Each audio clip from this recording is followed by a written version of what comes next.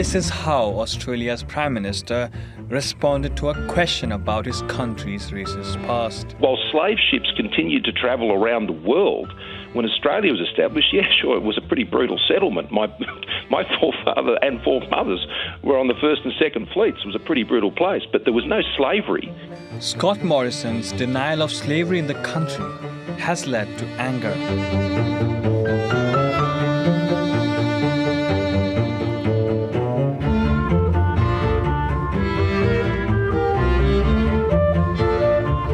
According to historians, Australia was founded on the wealth of slavery. It helped finance Australia's colonization. In the 19th century, at least 60,000 indigenous people were killed by settlers and colonial forces.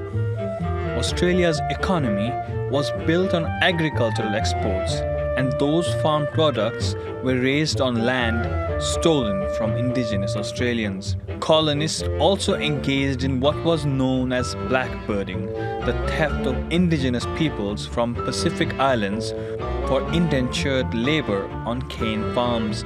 They were forced to work in what was called sugar slavery. Accusations of slavery continued into the early 20th century when indigenous workers were characterized as slaves.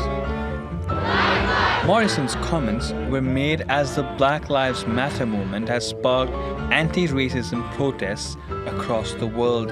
The Prime Minister wants protesters to be charged if they breach COVID-19 restrictions by attending rallies this weekend. One Australian protester has so far tested positive. For now, those protests and Scott Morrison's denial of slavery has sparked a renewed debate about the country's cruel and often ignored history.